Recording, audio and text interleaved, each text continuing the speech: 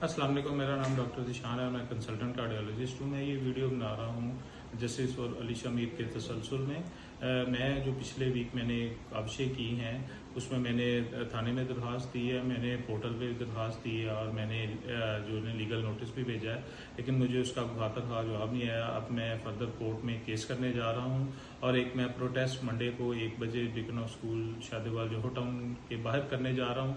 मेरी अपील है अपने सारे कुलीग से, पेरेंट्स से और उन स्कूल गोइंग बच्चों से जो जिनके साथ ये वाक़या रोनुमा हो चुका है और जो चाहते हैं कि दोबारा उन्हें कभी फ़ीस ना होने की वजह से क्लास से बाहर ना बिठाया जाए, तो वो ये इस प्रोटेस्ट में शामिल हों।